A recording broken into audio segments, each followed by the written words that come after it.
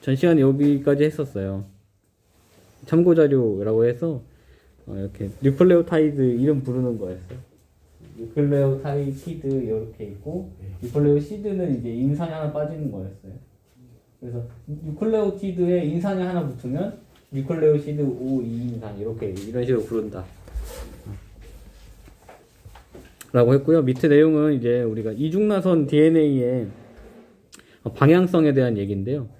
우리 중합을 하려면 뉴클레오타이드하고 뉴클레오타이드가 결합이 일어날 때 이렇게 5에서 5말단하고 이제 여기가 3말단이죠. 여기가 3말단이 이렇게 양 끝이 나오게 되는데요. 이게 3말단에 있는 요게 이제 OH기가 요게 이제 지금 데옥시죠. DNA.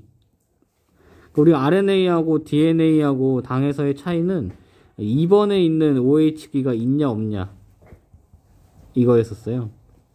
근데 이제 3번에 무조건 OH기가 지금 있기 때문에 이 3번에 있는 OH기하고 수산화기하고 5번 다음 뉴클레오타이드에 있는 5번에 있는 요 인산하고 서로 연결이 됩니다. 결합이 일어나요.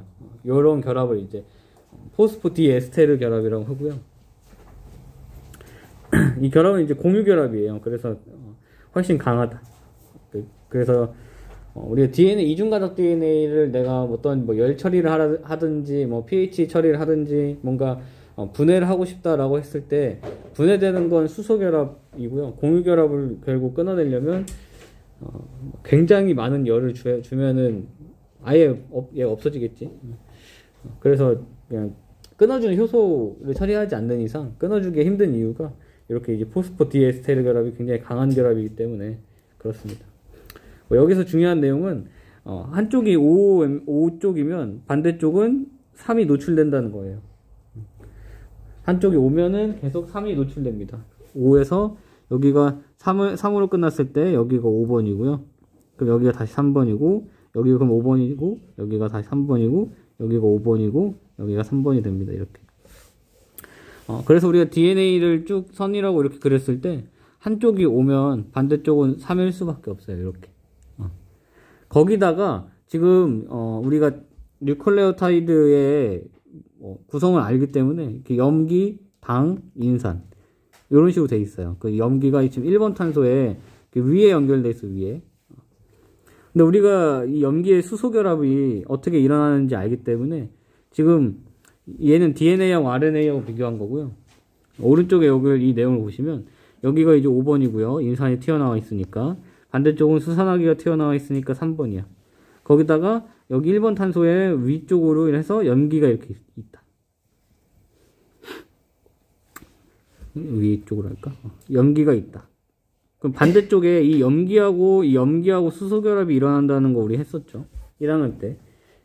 성보적인 염기쌍을 형성하려면 얘네 둘이 서로 당연히 가깝게 만나야 돼요.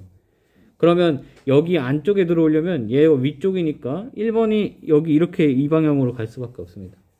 한쪽이 이렇게 돼 있으면 반대쪽은 이렇게 될 수밖에 없어요. 왜냐면 여기에 염기가 있고 손이 안 되나? 안 되네. 나는 왜 오른손 왼손이 다르게 생겼지? 다르게 생겼지 당연히. 여기가 엄지랑 여기가 옮기면 얘하고 서로 만나야 돼. 얘하고. 그러니까 이렇게 만날 수밖에 없습니다. 안쪽으로 만나야 돼. 이렇게 만나면 되잖아요. 말도 안 되는 거지. 이렇게 만나서 이렇게 된 거야 사실. 이게 회전이 되니까. 그래서 안쪽에 넣어줘야 돼요. 얘기하고 싶은 건 안쪽에 넣어줘야 돼. 그러면 결국 얘하고 얘가 거꾸로 가야 되기 때문에 방향이 반대가 됩니다. 그래서 한쪽 끝이 이제 3번이 되고요. 반대쪽이 이제 5번이 됩니다. 그래서 우리가 이중나선 DNA를 그릴 때 이렇게 한쪽에 5라고 이렇게 주면은 나머지도 다 채울 수 있다. 반대쪽은 3이다. 반대쪽은 5다. 이렇게 당연한 거예요. 그리고 만약에 여기에 이제 중간에 끊었어 이렇게 끊은 다음에 말단도 이렇게 써볼 수 있습니다. 한쪽이 3이니까 반대쪽은 5고 바로 옆이 3이고 이렇게 무조건이에요. 5, 3 계속 이게 뉴클레오타이드가 다 있는 거예요. 이렇게. 그래서 우리는 이중나선 DNA를 역평행 이중나선 DNA다. 이렇게 이제 역평행이라는 단어를 더 붙일 수 있습니다. 우리는. 이 방향성이 생각보다 그렇게 어렵지 않은데, 사실 우리가 더 배우는 내용은 지금 없는 거예요. 여기에서. 이 포스포 디에스테르 결합, 요 단어 딱 하나? 근데 1학년 때 이걸 왜 안 하는지 모르겠어요, 사실. 1학년 때 이해하기 그렇게 어려운 내용 같지 않은데, 어쨌든 이걸 고3이나 돼야 와서 배울 수 있습니다. 그래서 이 방향성에 대한 거, 요 5에서 3.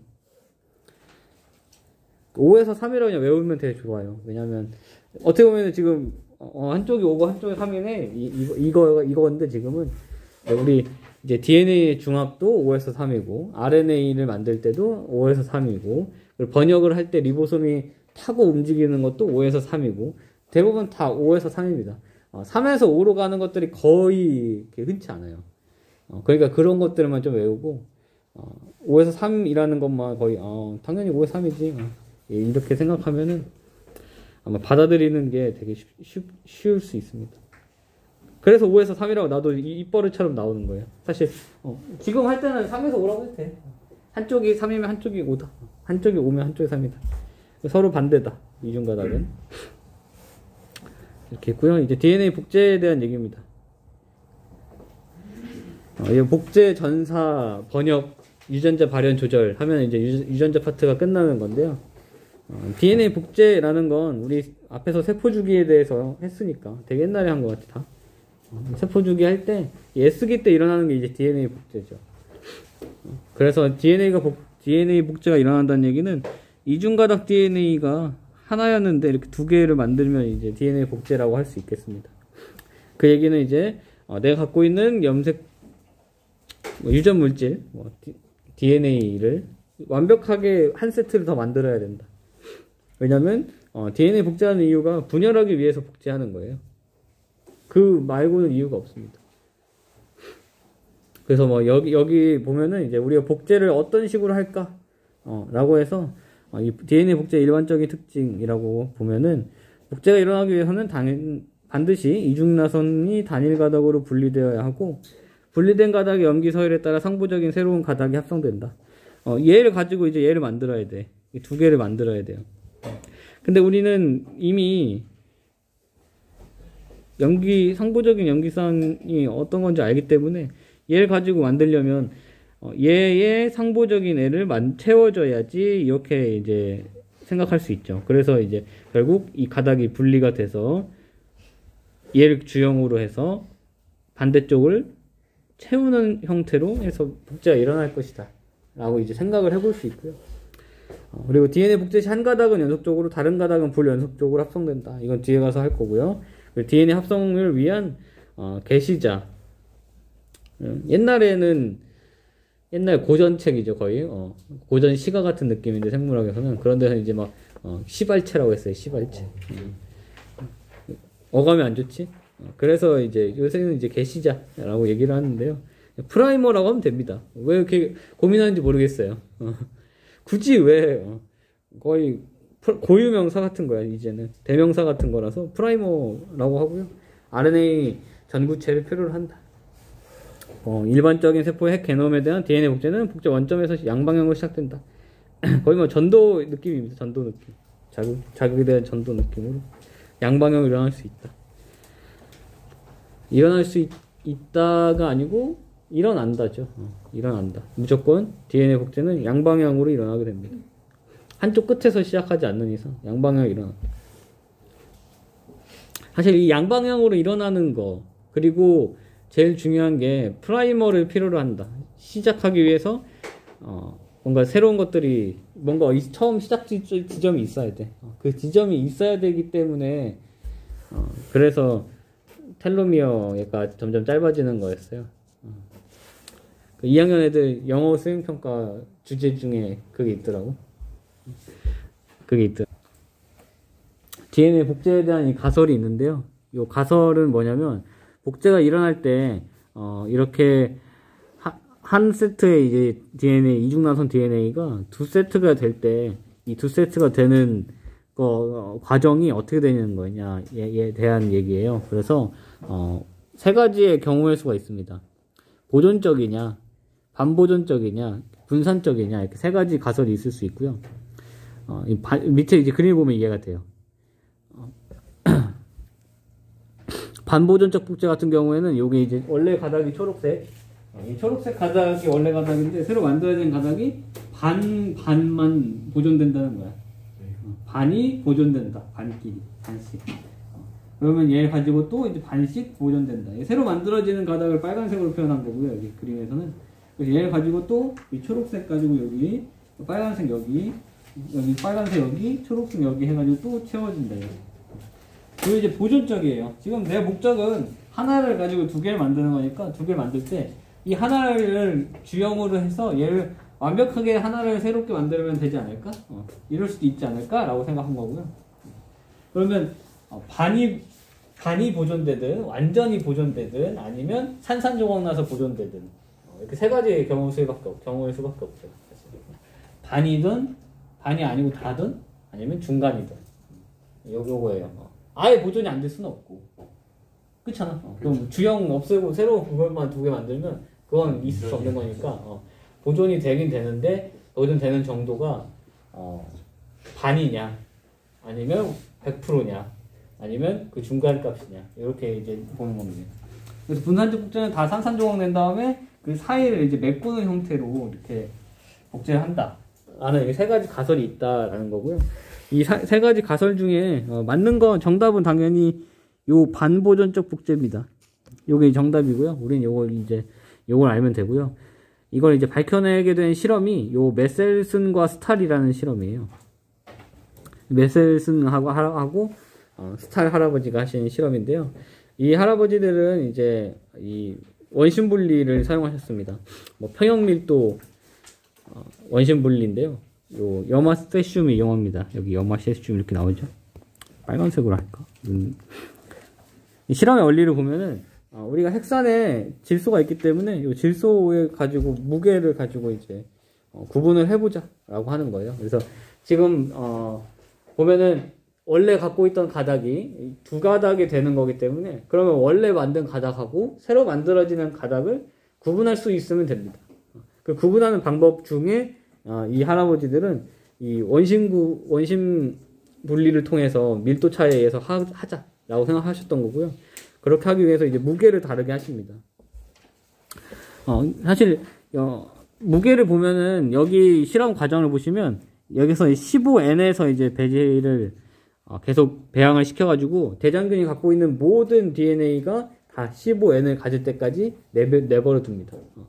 그 다음에 이제 14배지로 옮기면 그럼 새로 만들어진 가닥은 다 이제 14N이 들어갈 거예요. 이렇게 할 수 있고요. 만약 반대로 다 14N에서 배양을 해가지고 다 14N을 만들어준 다음에 그 다음에 15N을 배양해도 괜찮습니다. 이거 상관없습니다. 그래서 무게를 다르게 하기 위한 거지 사실 뭐 먼저 15N을 했다라는 게 중요하진 않고요. 그래서 DNA 추출해가지고 CSCL 염화세슘의 평형밀도 굽에 내에서 분석하였다. DNA 확인은 이제 ETBR이라는 게 있어요. 이것도 어떤 물질인데 ETBR은 염기쌍에 이제 결합한다고 얘기하는데요. 사실 이중나선 DNA를 이렇게 보면 우리가 이제 여기 이런 데를 이제 이 그림이 여기 좀 잘못 그려져 있는 건데 사실 여기 홈이 이렇게 있습니다. DNA. 이거 홈이라고 해요. 홈. DNA 이중나선에 홈이 있고요. 홈에는 이제 큰 홈하고 작은 홈이 있어요. 그래서 영어로 써 있는 거 아마 메이저 그루브, 마이너 그루브 뭐 이렇게 써 있는데요. 여기 사이에 이제 ETBR은 여기 끼어 들어갑니다. 이 홈에 껴요. 홈에 껴서 이제 거기에 껴가지고 가만히 있으면 걔가 이제 여기에 자외선을 처리하면은 형광을 발현하게 됩니다. 그럼 오렌지 형광을 발현한다. 이렇게. 그래서 이 DNA 용액에다가 ETBR 처리하면은 그거 이제 자기방사법 딱 찍으면은 이제 DNA를 보일 수 있습니다. 이 ETBR이 DNA를 이제 돌연변시키는 돌연변이 원이에요. 그래서 이제 암에 걸리는 확률이 높다. 그래서 발암물질 중에 하나가 이제 ETBR이 됩니다. ETBR이 있는 것 같던데 우리 실험실에 아니 봤던 것 같은데 ETBR 딱 시약점 볼 때 보니까 ETBR은 왜 있어? 이러면서 내가 했던 것 같은데 그거 왜 있어? 그거 정말 그 위험한 거예요, 이거. 위험한 물질이야. 그래서 아니 대학교 실험실이면 ETBR이 있는 게 맞는데 굳이 여기 전기용동 할 때 썼니?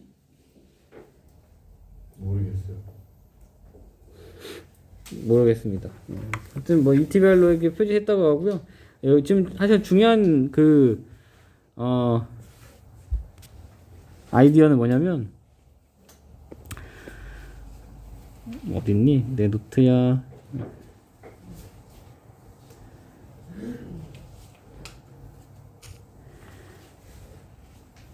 이제 보시면 우리가 DNA 이중가닥이 이렇게 있습니다. DNA 이중가닥이 있고 내가 처음에 15N 15N을 배양했어요. 15N을 배양했어. 그럼 내가 지금 알고 있는 내가 생각해낸 가설이 세 가지가 있습니다. 보존적이냐, 반보존적이냐, 분산적이냐. 그럼 이 세 가지에 따라서 어떻게 만들어지는 게 이제 달라질 거예요. 그걸 이제 예상을 해보는 겁니다. 만약에 이제 보존적이면 15N이, 너무 15N 가지고 새로 만들어지는 건 이제 14N인데 완벽하게 보존돼요. 그래서 원래 갖고 있던 애는 그대로 만들어지고요. 새롭게 만들어지는 애, 요거 좀 지정을 잘, 14N인 가닥이 새롭게 이렇게 만들어집니다. 그죠? 그럼 얘를 가지고 이제, 만약에, 얘를 가지고 원심 분리를 하는 거야. 원심 분리를 했을 때, 당연히 무거운 게 밑으로, 가벼운 게 위로. 그래서 14N이 여기 나올 거고요. 14N, 15N 중간 갖는 애가 있을 수도 있고요. 그리고 마지막에 이제 무거운 애는 15N 이렇게 나타나겠다. 그럼 여기는 이제 15N 하나 있고요. 한 세트. 14N 한 세트가 이렇게 있습니다.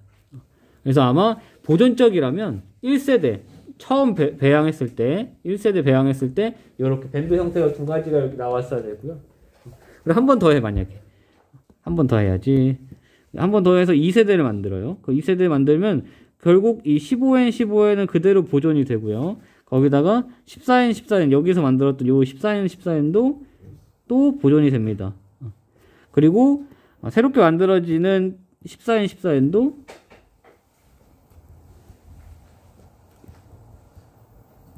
보존이 됩니다. 요렇게. 얘를 또 원심 분리를 해보면요. 14N이 세 가닥 이렇게 생깁니다. 그러니까 얘가 엄청 이렇게 밴드가 두껍게 나오고요. 그리고 15N 이렇게 하나 나오게 됩니다. 이렇게 이제 나올 수 있다는 거 알아야 되고. 그 다음에 이제 반보존적이야. 반보존적은 15N이 반만 보존된다. 이렇게. 그러면 새롭게 만들어지는 가닥은 얘의 상부적으로 이렇게 중합이 일어납니다. 그럼 얘를 가지고 이제 원심 분리를 하면 둘 다 중간값을 갖는 애밖에 없죠. 밴드가 하나가 나옵니다. 중간값 갖는 애 하나가 나오고요. 그리고 얘를 가지고 한 번 더 해. 그럼 똑같지? 예. 색깔을 좀 다르게 해야 보기 편하죠. 15N이, 야.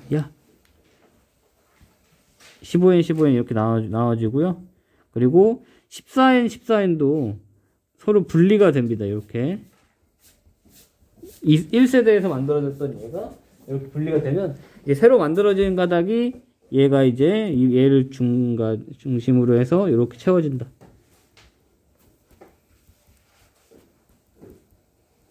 이렇게. 그럼 얘를 가지고 원심 분리를 다시 해보면, 여기로 할까? 이렇게 하면, 1, 2, 3 이렇게 있으면, 15N, 14N이 두 개가 있고요, 또. 그리고 14N이 이렇게 생깁니다. 그럼 얘는 이 두 가닥만, 두 가지 가닥이 아니고, 두 밴드만 나타나게 된다. 마지막으로 이제 반보존적이에요. 아니, 분산적이에요. 분산적은 좀 짜증나는데, 그림 그리는 게 좀 짜증나긴 합니다. 얘가 이제 분산적이라는 건 분산된다는 거겠죠? 이렇게 분산돼. 그러면 얘를 가지고 이제 새로운 가닥이 여기를 채워줍니다. 그리는 게 짜증나겠지, 이런 거? 이거 매번 그리는데 매번 짜증나죠? 이렇게 됩니다. 그러면 원래 15N이었던 애가 새롭게 생긴 이 파란 색깔이 14N이기 때문에 무게를 생각해보면 중간값을 갖겠다. 그래서 얘도 밴드가 하나만 나타날 겁니다. 그 다음에 2세대를 해요.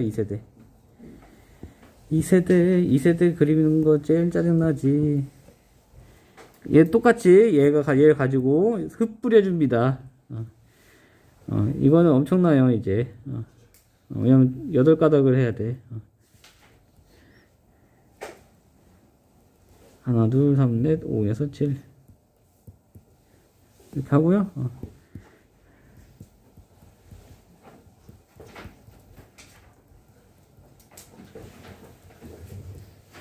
새로 만들어지는 가닥. 얘 또 채워준다, 이렇게. 채워준다. 예쁘긴 하지, 근데?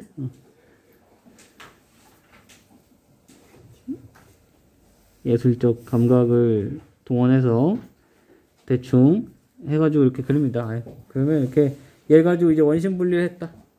원심 분리하면 얘가 원래 15N이었잖아요. 원래 15N이었는데 14N에 한번 1세대 배양했을 때 그때는 얘하고 비율이 1대1이었을 거예요.